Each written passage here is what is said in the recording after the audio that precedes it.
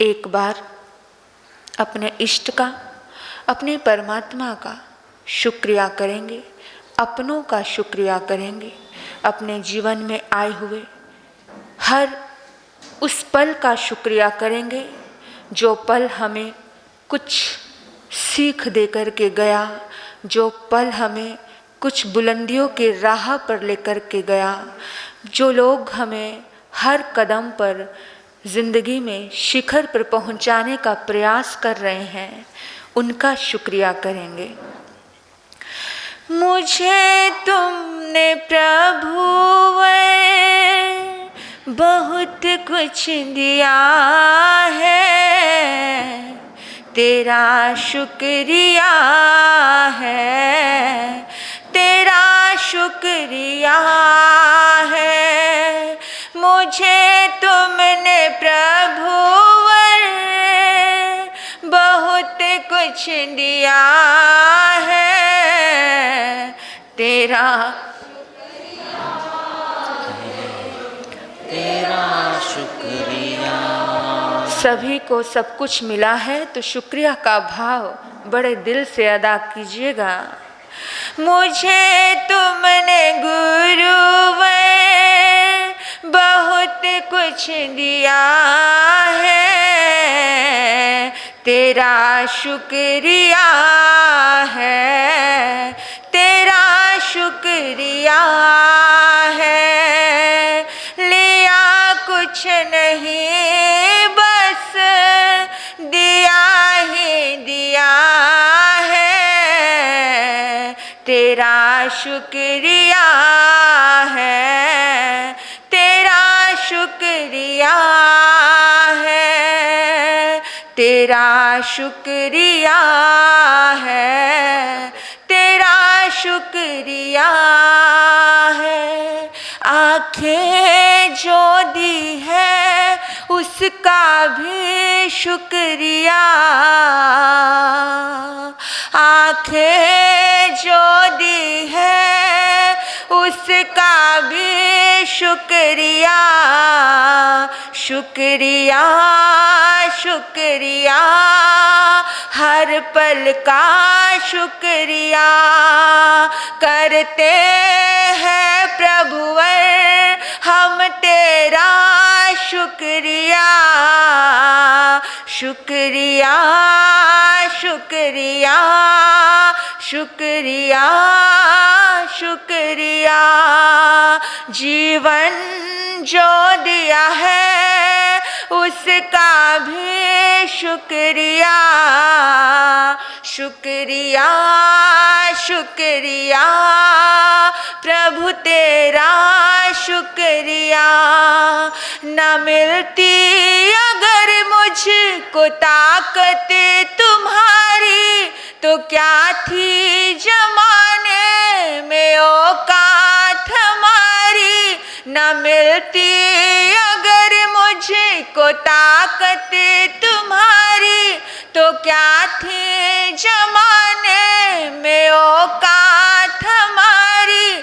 तुम्ही ने तो जीने के काबिल बनाया, तेरा शुक्रिया तेरा शुक्रिया तेरा शुक्रिया तेरा शुक्रिया।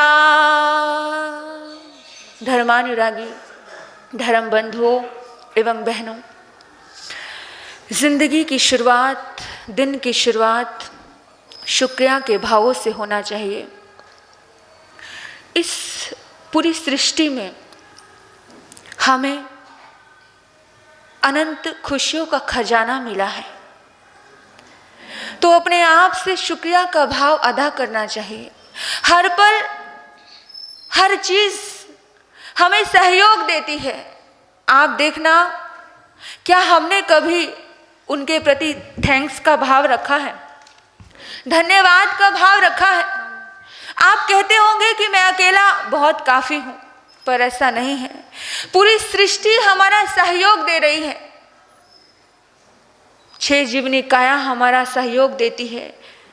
धरती ना होती तो हम निराधार होते, पानी ना होता तो हम प्यासे मर जाते, कभी धन्यवाद दिया? अग्नि ना होती तो हम भोजन कैसे खा पाते? प्रतिक्रमण करते हो 6 जीवनी काया का, पृथ्वी काया, अप काया, तेवु काया, वायु काया, वनस्पति काया, त्रस काया, जितने भी चलते फिरते जीव हैं सभी का सहयोग है। आप सोचिए कि अगर वायु ना होती तो ऑक्सीजन कहाँ से मिलता? आप सोचना जरा कि ये जितने भी फल हमें मिल रहे हैं, सब्जियां हमें मिल रही हैं, ये सब नहीं होते तो क्या क्या करते हम? इन सब का धन्यवाद देना। एक ये नहीं होता तो हमारा क्या होता? आपको पता है, हर सृष्टि की हर चीज हमें सहयोग देती है। हमारे माता पिता, हमारे सगे संबंधी, हमारे दोस्त, हमारे दुश्मन, वो भी हमें सहयोग देते हैं। इसलिए उनका भी शुक्रिया करना।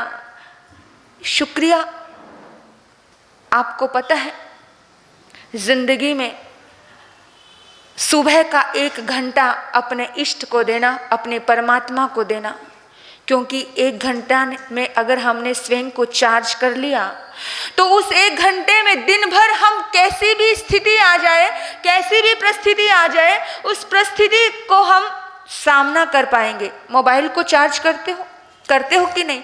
तो सुबह सुबह स्वयं को भी चार्ज करना। लेकिन आजकल का जमाना कैसा है? स्वयं को कैसे चार्ज करते हो? न्यूज़पेपर लेकर। बोलो, सुबह सुबह बेड टी के साथ कौन न्यूज़पेपर पढ़ता है? कौन कौन पढ़ता है न्यूज़पेपर? बोल दीजिए। पढ़ते हैं कोई? सभी पढ़ते हैं लगभग। हाँ, बहुत सुंदर चीजें तो परोसी नहीं होती उस न्यूज़पेपर में। उसने उसको मार दिया, वहां रेप हो गया, वहां ये हो गया। नहीं, सुबह सुबह इतनी नेगेटिव कचरा हम अपने दिमाग में डालते हैं और हम सोचते हैं कि हमें नेगेटिव चीजों से सामना करने का ताकत मिलेगी। नहीं, सुबह का 1 घंटा आप केवल ईश्वर को देंगे, आप केवल स्वयं को देंगे, आप केवल परमात्मा को थैंक्स के लिए देंगे। फिर देखना, आप जैसे मोबाइल चार्ज करते हो और हम भी वैसे ही चार्ज हो जाएंगे, तो हमारा कनेक्शन जुड़ पाएगा। तब हम इजीली हर चीज को फेस कर पाएंगे। जिंदगी में तूफान तो सभी के आते हैं, आपके जीवन में भी आए होंगे, हमारे जीवन में भी आते हैं। लेकिन आप याद रखना, जिसके साथ ईश्वर है, रास्ते आसान से आसान तर होते गए, रास्ते आसान से आसान तर होते गए। लगता है बड़ी दूर से मुझको कोई दुआ देता रहा, लगता है बड़ी दूर से मुझको कोई दुआ देता रहा। तो आज का ये पावन पवित्र दिवस आपको यही संदेश देता है कि हर कदम पर शुक्रिया का भाव रखें। आप पानी पिए तो भी शुक्रिया, आप भोजन करें तो भी थैंक्स का भाव रखें कि जिसने मुझे ये भोजन दिया उन सबका धन्यवाद है। हर कदम पर धन्यवाद का भाव रखना। धन्यवाद के भाव से अगर जिंदगी की शुरुआत होती है तो सकारात्मक विचारधाराएं आती हैं। कुछ पॉइंट दिए हैं, उन पॉइंटों को मैं बहुत फास्ट जल्दी, क्योंकि पॉइंट तो इतने सारे दे दिए हमारे महामंत्री ने, लेकिन उन पॉइंटों में मुझे बड़ी जल्दी बात पूरी करनी है। दूसरा पॉइंट जिंदगी के लिए दिया है कि तुम सकारात्मक रूप से सोचिए। शुक्रिया होगा तो सकारात्मकता अपने आप आती चली जाएगी, पॉजिटिव थिंकिंग अपने आप होती चली जाएगी। आप अपने बच्चों को किस तरह से ट्रीट करते हैं, किस तरह से करते हैं? एक माँ जाती है स्कूल में, बच्चे की छुट्टी होने वाली थी और लेकर आती है घर पे। गौर से सुनिएगा, बड़ी गहरी बात है। अगर ये पॉइंट आपके जीवन में आ जाए तो निश्चित ही जिंदगी का रूपांतरण हो सकता है।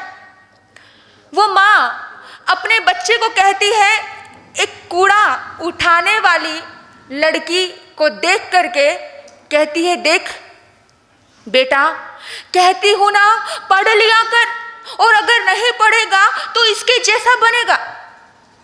ऐसा बनना है, तो नहीं पढ़ेगा तो क्या रिक्शा चलाने वाला बनेगा? बच्चे के मन में एक नेगेटिव थॉट्स भर दिया आपने। आप तो चाह रहे थे कि उसका भला हो, आप तो चाह रहे थे उसका उद्धार हो, उसको शिखर मिले, लेकिन आपने अपने हाथों उसको स्वयं से जुदा कर दिया ये सोच दे करके। क्यों, कैसे कर दिया? क्योंकि उसके दिमाग में आया कि पैसा बहुत जरूरी चीज है, वो मनी माइंडेड हो गया कि पढ़ना किस लिए है, किस लिए? अच्छा बनने के लिए नहीं, संस्कारित होने के लिए नहीं, अपितु पैसा कमाने के लिए पढ़ना है। और जब पैसा कमाने की बात आ जाती है तब क्या होता है? बोलो, मनी माइंडेड हो जाता है तो रिश्ते गौण हो जाते हैं। हाँ, तो कभी भी बच्चे को एक शिक्षा देना। उसी समय दूसरी माँ आई और दूसरी माँ ने भी वही दृश्य देखा, और जिस पल में वो दृश्य देखा तो उस पल में उसने अपने बच्चे को कहा कि बेटा देख, तुझे कहती हूं ना पढ़ लिया कर, तुझे कहती हूं ना पढ़ लिया कर। बोला हाँ कहती तो हो माँ, पर ऐसा आज इतने जोर देकर क्यों बोल रहे हो? बोला देख देख, उन बच्चों को देख, उन बच्चों को देख जो रास्ते से कूड़ा उठा रहे हैं। बच्चे ने देखा, बड़े गौर से देखा। बोला अगर तू पढ़ लेगा ना, इन जैसे लोगों की मदद कर पाएगा। क्या बोला? अगर तू पढ़ लेगा तो इन जैसे लोगों की मदद कर पाएगा। माँ ने एक सुंदर संस्कार भर दिया, एक पॉजिटिव थिंकिंग देकर के, एक सुंदर सोच देकर के कि जब वो एक गरीब बच्चे की मदद कर सकता है तो फिर क्या माँ बाप को नजरअंदाज कर पाएगी वो संतान? सोच रखना, सुंदर सोच रखना। हमारी सोच कैसी होती है, हमारी दृष्टि कैसी होती है? हम हमेशा नेगेटिव पॉइंट पर ध्यान देते हैं। माँ और बेटा गली में झांक रहे थे, बरसात भयानक हो रही थी, बहुत तेज बरसात थी, और एकदम से बरसात रुक गई। थोड़ी देर बाद माँ ने कहा बेटा गले में कितना कीचड़ हो चुका है, कितना गंदा लग रहा है, छी हाउ डिस्गस्टिंग। और जब ऐसा उस बच्चे ने सुना, उस युवक ने सुना, तो वो कहता है माँ क्या बात है, कितने सुंदर खूबसूरत समा है। बच्चा कहता है माँ देख उस आकाश की तरफ, वहां पर इंद्रधनुष लहरा रहा है। दृष्टि कैसी होनी चाहिए? आपकी सकारात्मक सोच आपको शिखर पर लेकर के जा सकती है मेरे बंधुओं। तीसरा पॉइंट, नव वर्ष में हमें सोचना है। 3 चीजें हमें सफल बनाती हैं, 3 चीजें हमें असफल बनाती हैं। वो 3 चीजें कौन सी है? स्वयं के ऊपर विश्वास रखिए, आत्मविश्वास से भरकर के कार्य कीजिए। कभी भी जिंदगी में हार मत मानिए। गिर जाना बड़ी बात नहीं होती मेरे बंधुओं। अपने बच्चों को भी समझाइए, अपने साथियों को भी समझाइए, कभी भी गिर जाना बड़ी बात नहीं होती, लेकिन गिर करके गिरे ही रहना बहुत बुरी बात होती है। गिर करके गिरे ही रहना, गिर करके उठ गए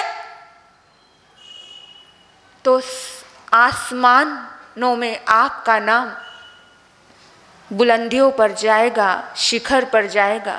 लेकिन हम लोग गिर कर के उठ नहीं पाते। हमें लगता है हम कुछ कर ही नहीं पाएंगे। आप फेल हो गए तो हम फेलियर को लेकर के बैठ जाते हैं। आप असफल हो गए उस चीज को लेकर के बैठ जाते हैं। हर सफलता के पीछे हजारों असफलताएं होती हैं, तब जाकर के एक सफलता मिलती है। पता है आपको, जितने भी में महान लोग हैं, जितने भी दार्शनिक हैं, जितने भी शिखर पर पहुंचे हुए लोग हैं, उनको कितनी तकलीफें आई हैं अपने गोल को अचीव करने के लिए, अपने लक्ष्य को प्राप्त करने के लिए।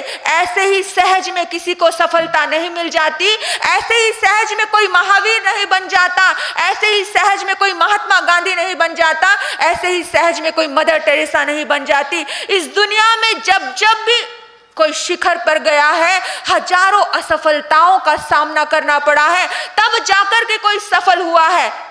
आपको पता है एडिसन ने 1000 बार असफलताओं का सामना करना पड़ा, लेकिन एक समय आया, आज अंतिम पल है।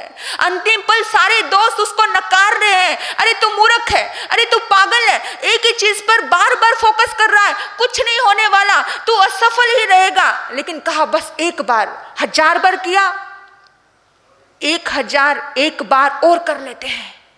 आप यकीन करेंगे कि पूरी दुनिया में आज जो रोशनी से ये पूरा भारत देश या पूरा विश्व जगमगा रहा है, उसकी 1000 बार असफलता के बाद का परिणाम है मेरे बंधु। जिंदगी में आत्मविश्वास से भरकर काम करना। आत्मविश्वास इंसान को सफल बनाता है और उसके ऑपोजिट हीन भावना इंसान को असफल बनाती है। हीन भावना कभी मत रखना कि मैं कुछ कर नहीं पाऊंगी, मैं कुछ कर नहीं पाऊंगा, मैं रिश्तों को संभाल नहीं पाती, मैं अपने गोल को अचीव नहीं कर पाऊंगी। अरे तुम सब कुछ कर सकते हो। दूसरा पॉइंट है सफलता का, कभी भी अपने आप को सस्ते में बिकने मत देना। हम बहुत सस्ते में अपनी जिंदगी को बेच देते हैं। आप कहोगे कैसे बेच देते हैं? इतने छोटे छोटे एम रखते हैं हम, इतने छोटे छोटे एम। अपना विजन ब्रॉड रखिए, बड़ा रखिए। जब जिंदगी में आप आगे बढ़ना चाहते हो, अपने आप को शिखर पर लेकर के जाना चाहते हो, तो कभी भी अपने आप को क्या सस्ते में बिकने मत देना। पता है कैसे बिकने देते हैं? हमारी सोच हमें बनाती है वैसा। महंगे बनो, सस्ते मत बनो। कैसे महंगे बनना? 3 दोस्त थे, तीनों दोस्त बात कर रहे थे आपस में, और इतने में एक दोस्त का फोन आता है। बोलता है, दोस्त आज मैंने बंगला खरीदा है और बंगले का मुहूर्त है, प्लीज आज के दिन आप सभी मेरे आंगन में पधारेंगे। तीनों दोस्त चले गए, बंगला देखा, बड़ा खूबसूरत था, बड़ा प्यारा था। एक दोस्त ने पूछा, यार इतना प्यारा खूबसूरत बंगला तूने कितने में लिया? वो बोलता है, अरे ये मैंने लिया नहीं, ये तो मेरे भाई ने मुझे गिफ्ट दिया है।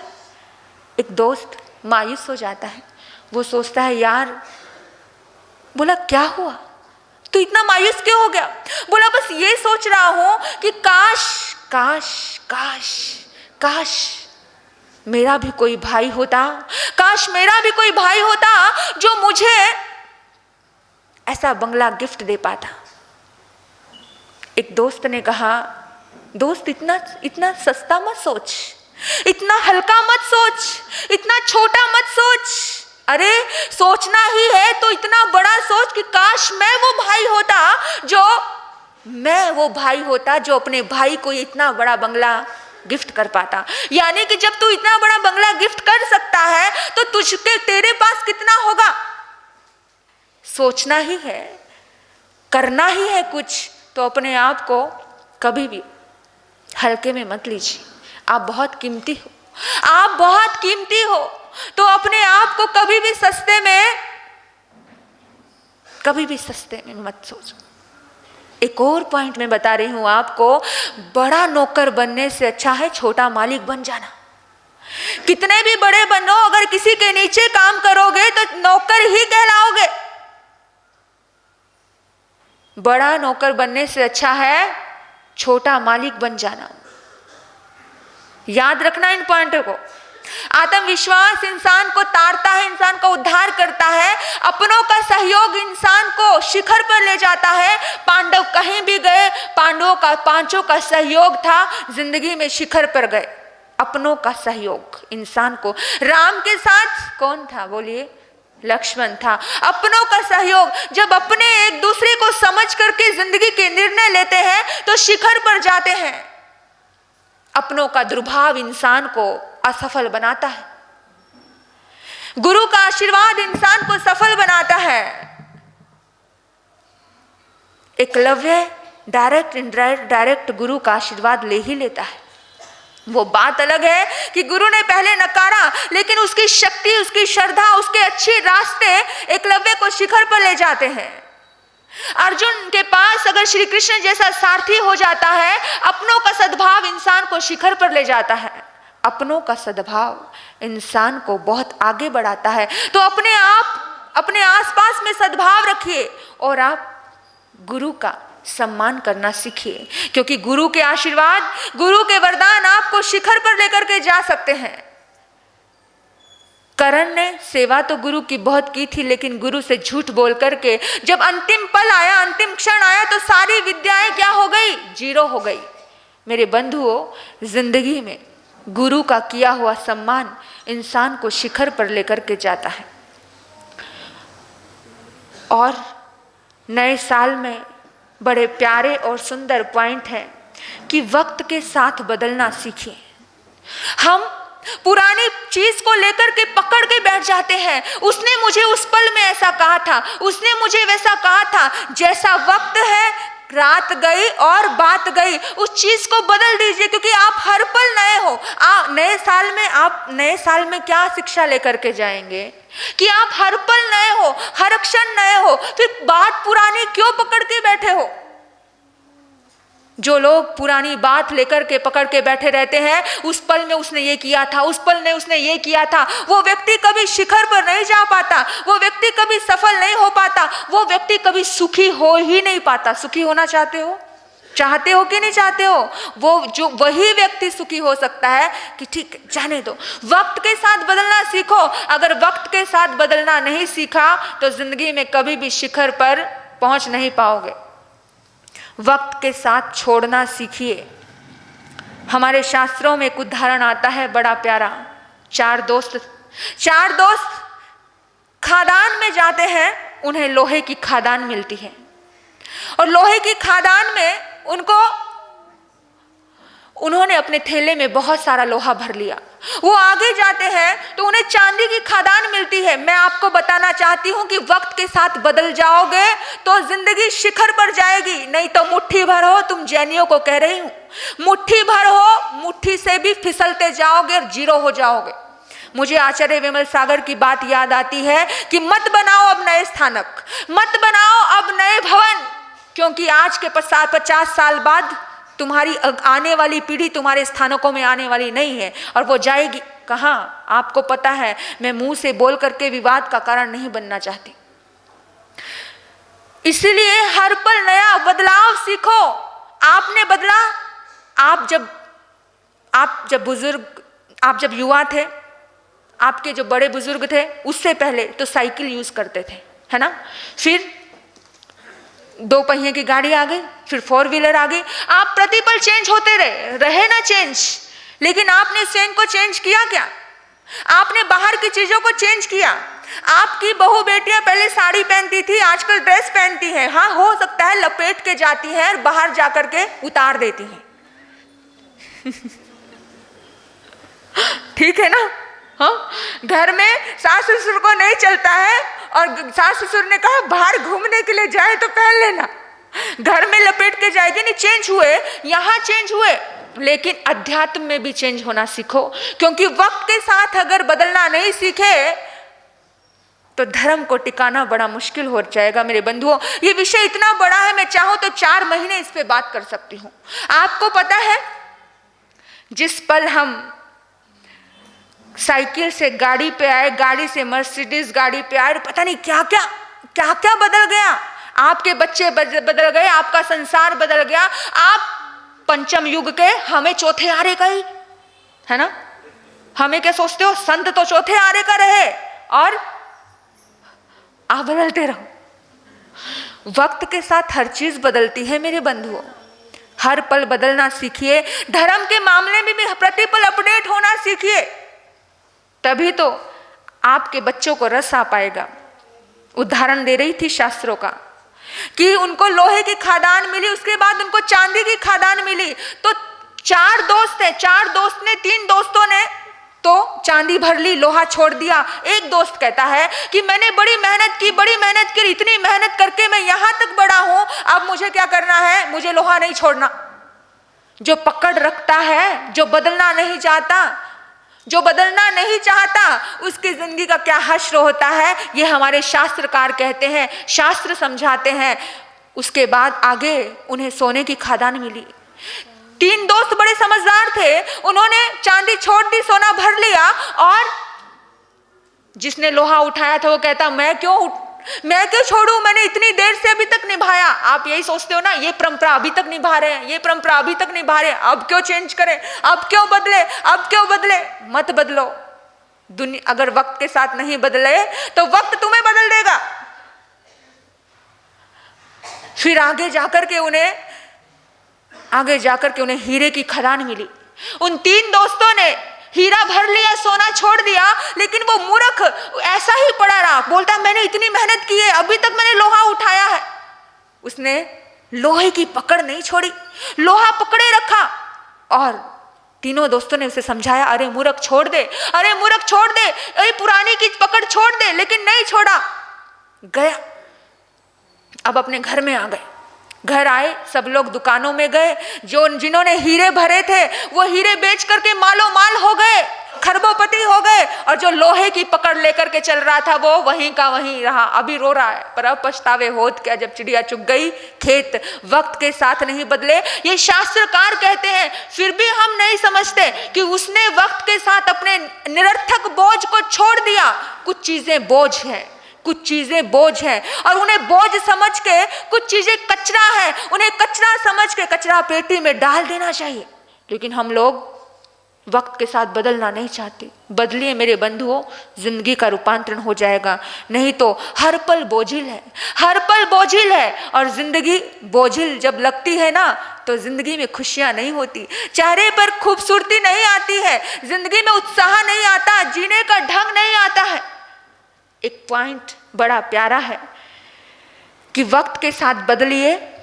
जब आप वक्त के साथ बदलोगे तो आप बच्चों को समय दे पाओगे, बच्चों के साथ मित्रता पूर्वक व्यवहार कर पाओगे। किस तरह से व्यवहार करना है बच्चों के साथ आप समझ पाओगे।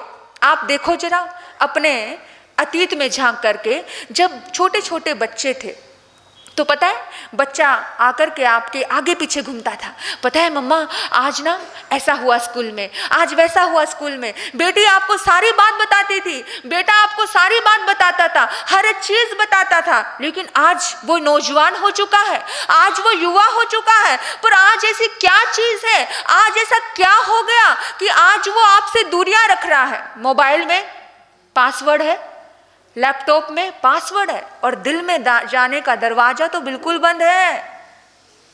क्या वही प्यारा रिश्ता, वही खूबसूरत रिश्ता जो मुंह नहीं थकता था मम्मा मम्मा कहते कहते, पापा पापा कहते कहते, पर आज ऐसा क्या हो गया? विचार कीजिएगा मेरी बातों पर, गहराई से सोचिएगा, सुनिएगा। आज ऐसा क्या हो गया कि आज आपसे छुपाया जाता है?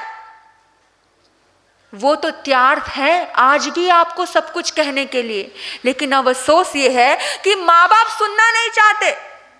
पता है आपको, आप कहते हो बेटा सब कुछ सत्य बोलो, बेटा सब कुछ सच बोलो।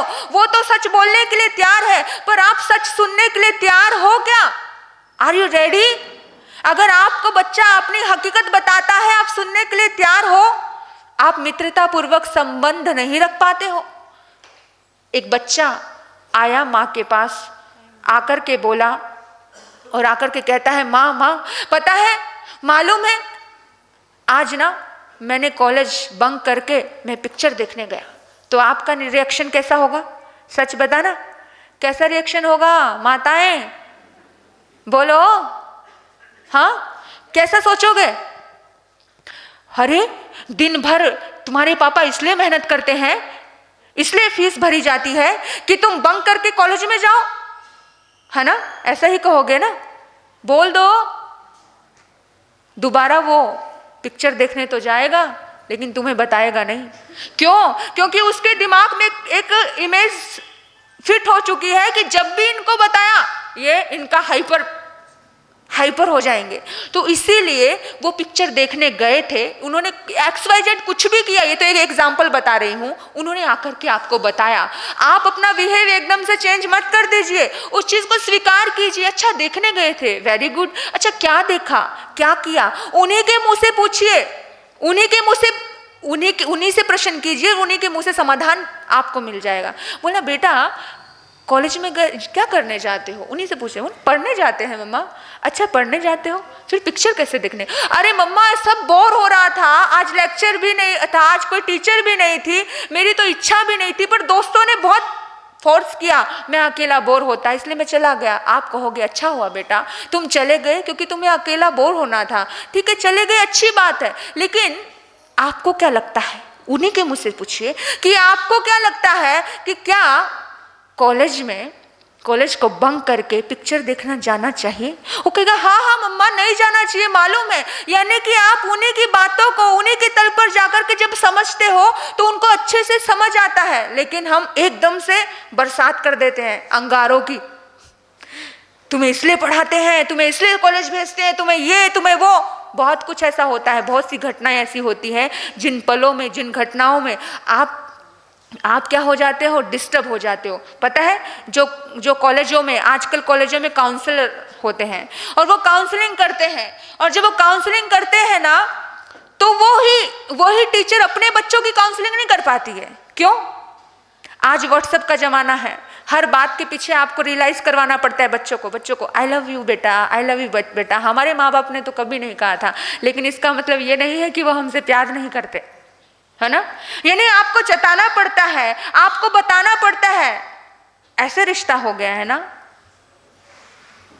सोचना, सिंह के साथ दूसरों की गलतियों को समझना सीखे। हम लोग तो अपने ही बच्चों की गलतियों को नहीं समझ पाते, तो दूसरे की गलतियों को कैसे समझेंगे। जिंदगी में गलतियां होती हैं, गलतियां होना बड़ी बात नहीं होती है। किससे गलती नहीं हुई, किसके घर में झगड़ा नहीं हुआ, क्या बात है, आप क्यों डिस्टर्ब हो रहे हो, शांति से बैठ जाइए। किसके घर में झगड़ा नहीं हुआ, बोलो। ऋषभ देव के घर में झगड़ा नहीं हुआ, बाहुबली और भरत का क्या था, तीर्थंकरों के घर में भी झगड़ा हुआ। झगड़ा होना बड़ी बात नहीं है, हर महान पुरुषों के घरों में भी झगड़ा होता है। फिर ऐसा क्या है, फिर ऐसी क्या परेशानी है आपको। झगड़ा होना बड़ी बात नहीं, गलती होना बड़ी बात नहीं है, लेकिन गलती को समझ लेना बहुत समझदारी की बात होती है। गलती को समझ लेना। मुझे देख लो, जिनको डिस्टर्ब करना है उनकी आदत है डिस्टर्ब करने की, पर आप मुझे देखते रहिए। हाँ ठीक है, क्योंकि मेरी धर्म सभा में शायद लोग मुझे इसमें से इसलिए नाराज भी हो जाते होंगे क्योंकि मैं बहुत क्लियर हूँ। अभी तो ये सभा किसकी है, हिमानी जी महाराज की है, इसलिए मैं बहुत शांत बैठी हूँ क्योंकि अगर इधर इतनी खटपट आपको पता है, मैं दूसरी बार नहीं 3 बार आ चुकी हूँ यहाँ पर, और तीसरी बार ये कार्यक्रम है, ये इनके सानिध्य में है, इसलिए शांति बैठना। मेरी सभा में ये थिरकन पिन ड्रॉप साइलेंट नहीं हो सकता है। आपको बताऊं, एक छोटी सी बात बता रही हूँ, उससे समझना। हम पॉइंट पे आते हैं क्योंकि समय सीमा है और मुझे बहुत जल्दी अपनी बात पूरी करनी है। सपोज कीजिए मैं यहाँ से गिर जाती हूँ, तो आप क्या करोगे, बोलो। उठाओगे ना, या डांटोगे? हाँ, उठाने के बाद कहोगे महाराज जी संभल के, और उसके बाद तो मुझे भी पता होगा कि मुझे संभल के ही चलना है। ठीक है। कोई अपने संस्कारों से गिरता है तो आप कितनी बार उठाते हो, सच बताना। मेरे भाई बैठे हैं, बहनें बैठी हैं, बहुत सारे। अगर बाहर में कोई गिर गया आप उठाते हो उसे। आप कोई छत से गिर गया, किसी को चोट लग गई, किसी को जख्म हो गया, तो आप उस पर मलहम लगाते हो। लेकिन अगर कोई अपने संस्कारों से गिर गया आप उसे और गिराते हो। अरे पता है तुझे, फला की लड़की भाग गई, पता है तुझे, ऐसा हो गया, वैसा हो गया, ये हो गया, उसके घर में ये, उसके घर में वो। संस्कारों से गिरा है, अरे आज गिरा है कल उठ भी जाएगा। एक बार की बात मैं हमेशा कहती हूँ कि जिंदगी में जब जब भी कोई गलती पे है, तो निश्चित ही कहीं ना कहीं वो भीतर से पीड़ा में था, इसलिए वो गिरा। एक बहन मेरे पास आई, उसने कहा महाराज साहब जी आप कहते हो कि गलती को प्यार दें, ऐसा कैसे हो सकता है, गलती को प्यार कैसे दे सकते हैं हम? अरे मेरे बंधुओं, हर महान पुरुष ने यही किया है, और अगर हम भी किसी गलती को समझेंगे, दूसरे की भावनाओं को समझेंगे कि ठीक है हो सकता है, हो जाता है, तो हम भी महापुरुषों की श्रेणी में आ जाएंगे। आपको मैं बता दूं, वो महिला ने मुझे कहा, यंग थी वो, उसने कहा महाराज साहब जी मेरे हस्बैंड बाथरूम में नहाने गए हुए थे, मैंने उनका मोबाइल चेक कर लिया पीछे से। जब मैंने मोबाइल चेक किया तो उसमें कुछ ऐसी फोटो थी जो मुझे हिला देती। इतनी बुरी तरह मैं दुखी हो गई कि उनका गलत संबंध उसमें दिख रहा था कि मेरे हस्बैंड किसी और के चक्कर में। कहते मुझे इतना गुस्सा आया, मैंने वो फोटो अपने मोबाइल में ली और मैंने फेसबुक पे अपलोड कर दी। पूरी जिंदगी बिखेर दी, अपने घर की बात। और कहते मैं घर से बाहर निकल गई, 10 साल का बच्चा मेरा, लेकिन मैं घर से बाहर निकल गई। दिन भर मैं कहाँ रही? मंदिर में रही। रात को मुझे फोन पे फोन आ रहे हैं, ये किसकी फोटो है, फिर मैंने डिलीट कर दिया। उसके बाद मैं घर गई, मैंने अपने पति को थप्पड़ मारा। मैं उस लड़की से मिली, मैंने उसको पिटाई की और मैंने कहा कि मुझे नहीं रहना तेरे साथ। उसने कहा चली जा, उसने भी कहा चली जा। और फिर मैंने सोचा मैं इस बच्चे को लेकर कहाँ जाऊंगी, मेरा क्या होगा, और मैं ही क्यों छोड़ू इसको, किस लिए छोड़ू, मेरी क्या गलती, गलती उसकी। महाराज जी 4 साल हो गए इस बात को। मैं तो मायके नहीं गई क्योंकि मेरे मायके बहुत कमजोर हैं, पर मेरा रिश्ता ठीक नहीं है। मैंने उसको एक ही बात कही, बहन एक गलती उससे हुई थी लेकिन एक गलती तुमसे भी हुई है। बोला मेरी क्या गलती है, मैंने तो कोई गलती नहीं की। देखिए मेरे बंधुओं, इंसान को अपना व्यू पॉइंट कभी दिखता ही नहीं है। इंसान को कभी नहीं दिखता कि मेरी भी कहीं गलती है। मैंने उसको कहा उसको सुधारने का कोई और भी तरीका था। बोला क्या तरीका था? मैंने कहा तूने बहुत बड़ी गलती की है, तुझे दिख नहीं रही है। वो संस्कारों से गिरा था, उसको किसी और की जरूरत महसूस होने लगी थी। तूने देखा, तूने अपने प्यार से उसको चेंज करने की कोशिश की। तेरी भी गलती है, तू उसे प्यार से चेंज करती, तू उससे बात करती, पर तूने तो पूरी जग जाहिर कर दिया, तूने दुनिया में फैला दिया, यहां तेरी गलती। बोला ओ माय गॉड, ये तो मैंने कभी सोचा ही नहीं कि मेरे से उसको सुधारने का कोई और भी तरीका था। मैंने कहा बिल्कुल था। आज तुम एक छत के नीचे रहकर भी तुम एक नहीं हो, तो उसको सुधारने का कोई और भी तरीका था। बोला क्या था? मैंने कहा लेटर लिख। मैंने उसको एक लेटर लिखवाया, उसको लेटर लिखवाया क्योंकि 4 साल बाद भी उसका रिश्ता वैसा ही था, बिल्कुल दर्दमय था। हमेशा वो क्या करती थी, पॉइंट करती थी मेरे साथ फोटो खिंचवा लो। वो नहीं खिंचवाता था, वो कहता था मेरे से अब ज्यादा उम्मीद मत रखना। वो हस्बैंड कहता मेरे से ज्यादा उम्मीद मत रखना क्योंकि तू सब खत्म कर चुकी है। एक छत के नीचे रहना, बच्चों के लिए रह रहे हैं और मजबूरी है। कुछ रिश्ते तो इतने मजबूरी में होते हैं, इतने मजबूरी में क्योंकि हम गलतियों को समझ नहीं पाते, मजबूरी में जी रहे होते हैं रिश्ते क्योंकि एक दूसरे की गलतियों को समझ नहीं पाते कि कोई किसी का गुलाम होना क्यों चाहेगा। कोई कर्म संस्कार आया है, कोई तकलीफ ऐसी आई है भीतर में, उस कर्मों को समझने का बहुत जरूरी चीज होती है, लेकिन हम नहीं समझ पाते। उसको मैंने लेटर लिखवाया, मैंने कहा एक गलती मेरे से हो गई है, लिख, एक गलती तुमसे भी हुई थी, मैं तुम्हें माफ करती हूँ, तुम मुझे माफ कर दो। उस बहन का मेरे पास समाचार आता है, बोला हमारे सब इस लेटर के बाद सब कुछ ठीक है, अब मैं पुरानी बात दोहराती नहीं हूँ। हम क्या करते हैं, 2 साल की बात, 4 साल की बात भी तुमने तब ऐसा किया, तुमने तब, इन जख्म को कुरेदते रहते हैं। जिंदगी में कभी भी जख्मों को कुरेदना नहीं है। हमेशा इस बात का ध्यान रखना, दूसरे की गलतियों को समझने का प्रयास कीजिए। स्वयं खुश रहना स्वयं के प्रति हमारी जिम्मेदारी है। खुद को खुश रखने का प्रयास कीजिए।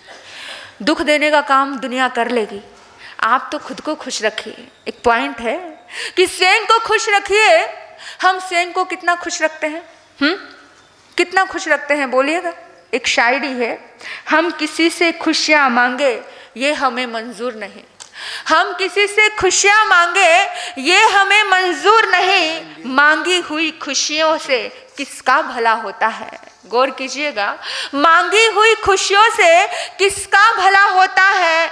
जितना अपनी तकदीर में लिखा है, जितना अपनी तकदीर में लिखा है वो जरूर अदा होता है, वो जरूर अदा होता है। इस दुनिया में कोई भी ऐसा व्यक्ति नहीं है जो आकर के आपको कहेगा कि ये लो खुशियां और खुश हो जाओ। हमारी ही जिम्मेदारी है स्वयं को खुश रखने की। आप सबको घर में आता है कोई मेहमान, आप कहते हो चाय लोगे, ये खाओगे, भोजन करोगे, आप सबका ध्यान रखते हो, बच्चों के कपड़े का ध्यान रखते हो, अपने हस्बैंड का ध्यान रखते हो, सास ससुर का ध्यान रखते हो, आप स्वयं का ध्यान रखते हो कि ये भीतर में एक आत्मा है, उस आत्मा का ध्यान रखते हो। अपने आत्मा से बात करते हो कि नहीं तू पावरफुल है, नहीं तू स्ट्रोंग है, तुझे खुश रहना है, तुझे आनंदित रहना है। परिस्थितियां कैसी भी है, परिस्थिति है वो, परिस्थिति की वजह से अपनी स्वस्थिति को कभी बिगड़ने मत देना। इस बात का विशेष रूप से ध्यान कीजिए। स्वयं को खुश रखना हमारी ही जिम्मेदारी है। और कहते हैं स्वयं को खुश कब रख पाओगे? अगला पॉइंट है, जब आप वर्तमान में जियोगे। वर्तमान में जीना सीखिए, भविष्य की चिंता मत कीजिए। मेरे बंधुओं, एक पल का भरोसा नहीं है, एक पल का भरोसा नहीं है, एक क्षण का भरोसा नहीं है। किसकी चिंता करते हो? क्या लेकर आए थे जो खो गया? हाँ, और क्या लेकर के जाओगे? जो लिया यहीं से लिया, जो दिया यहीं से दिया। खाली हाथ आए तो खाली हाथ जाएंगे। हाँ, इसलिए बोला है, इसलिए कहा जाता है, खाली हाथ आए थे हम खाली हाथ जाएंगे, बस प्यार के दो बोल यूं ही झिलमिलाएंगे, कि हंस के दुनिया को है हंसाना, ऐ मेरे दिल तू गाए जा। हमेशा गाते रहो, हमेशा खुश रहो। अब भी और इसी पल सुखी हो सकते हो। आप सोचोगे कल सुखी होऊंगा, नहीं, आज इसी पल इसी क्षण सुखी हो सकते हैं। ये ईश्वर के दिए हुए सुंदर पॉइंट मैं आपको दे रही हूं। ये पॉइंट मुझे अपने ऊपर भी अप्लाई करने हैं और आपको अपने ऊपर भी अप्लाई करने हैं, क्योंकि वक्त बदलते देर नहीं लगती है। वक्त कहता है, ए बुरे वक्त जरा अदब से पेश आ, क्योंकि वक्त नहीं लगता वक्त बदलने में। एक पल का भरोसा नहीं, कब खरबोपति करोड़ोपति लोग जमीन पे आ जाते हैं और कभी चाय बेचने वाला भी मोदी हो जाता है। एक पल का भरोसा नहीं होता। चाय बेचने वाला भी पूरे देश को चलाने वाला हो जाता है। क्या पल? वक्त किसी का नहीं होता है। इसलिए प्रतिपल खुश रहिए, प्रतिक्षण खुश रहिए। और कहते हैं, इस कान से उस कान, चेहरे पर मुस्कान। नव वर्ष में हमें यही सीखना है, यही पॉइंट दिए हैं और इतने सुंदर पॉइंट है ये। इन पॉइंटों को अगर अपने भीतर में लो, दुनिया आएगी आपको नेगेटिव बोलेगी, ये बोलेगी वो बोलेगी, लेकिन इस कान से उस कान, चेहरे पर मुस्कान, तभी बनेगा घर स्वर्ग। इसमें लिखा, घर को स्वर्ग बनाए। कैसे बनाएंगे घर को स्वर्ग? मुस्कुराते हुए झाड़ू लगाए। कैसे लगानी है झाड़ू? मुस्कुराते हुए। ये सोचकर लगानी है कि जो मेरे घर में रहते हैं, जो मेरे पति देव है, वो मेरे क्या है? वही मेरे भगवान है। ये मेरे बच्चे मेरे परमात्मा है। ये देवरानी जेठानी, ये सब अप्पा सो परमप्पा, यही आत्मा ही परमात्मा बनती है। जब भी आपकी भोजन की थाली में रोटी आप परोसते हो अपने सास ससुर को, तो इस तरह से परोसिए जैसे किसी भगवान के चरणों में नैवेद्य चढ़ा रहे हो।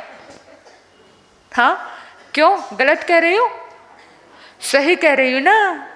आपको समझ आ रही है ना मेरी बात? तो इस तरह से परोसिए। हमेशा इस बात का ध्यान रखिए। जब भी एक बहन कहती है मुझे, महाराज साहब जी, हमेशा जब भी काम की बात आती है ना, तो मेरी देवरानी ना सिर पकड़ के बैठ जाती है,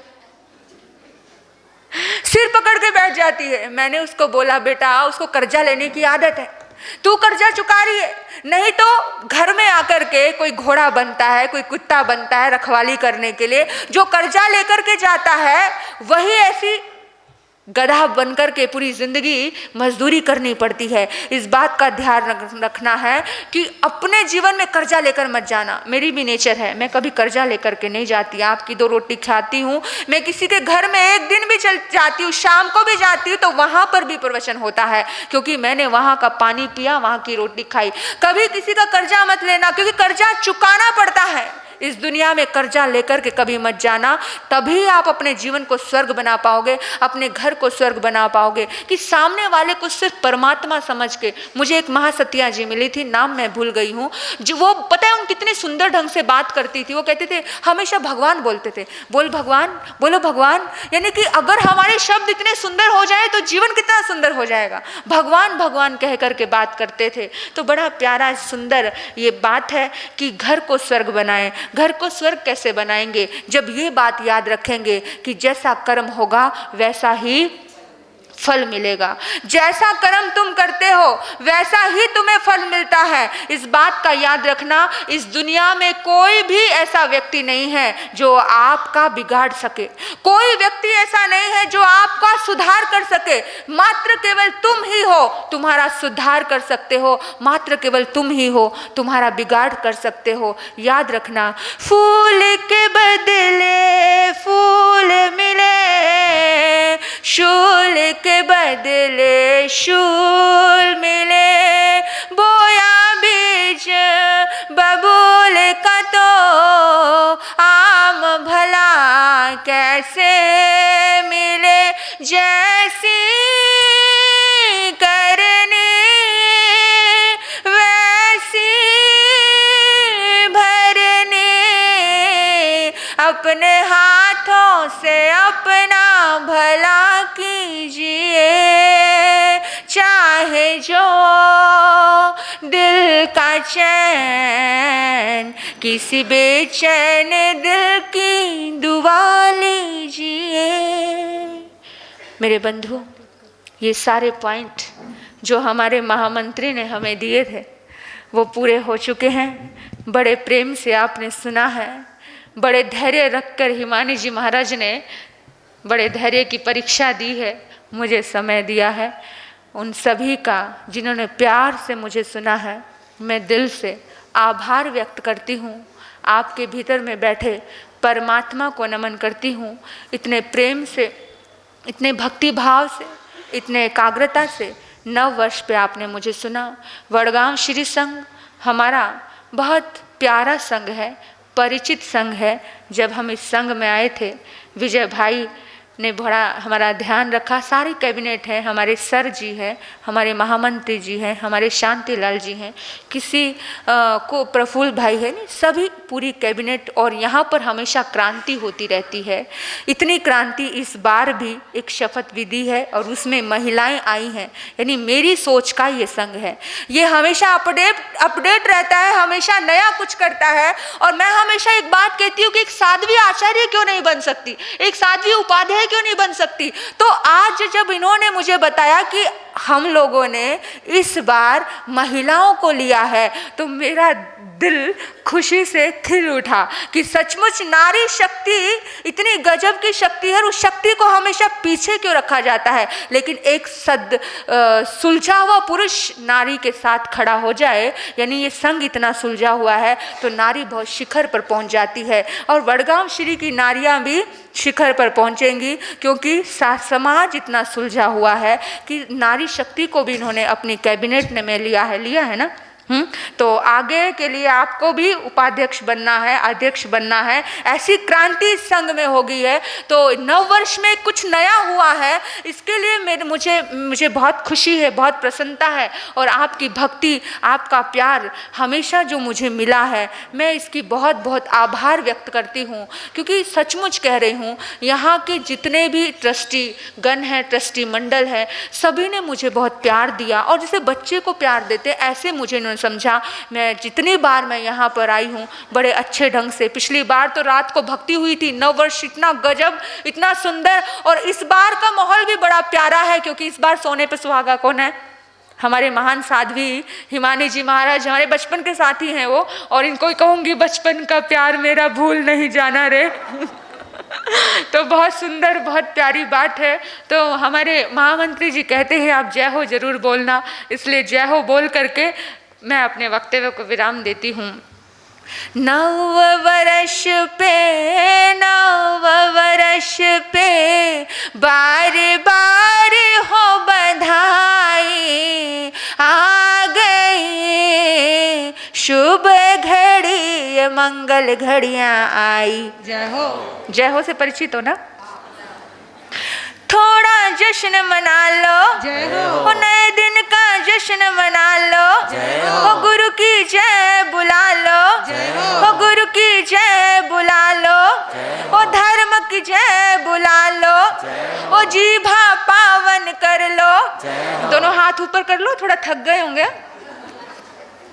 और मुझको आवाज नहीं आई, वो सारे मिलकर बोलो, वो धरती आकाश गुंजा दो, वो धरती आकाश गुंजा दो, वो हिमानी महाराज की बोलो, वो संबोधि जी की बोलो, वो वत्स श्री जी की बोलो, आराध्या जी की बोलो, वो सयंती जी की बोलो, और तो सारे मिलकर बोलो।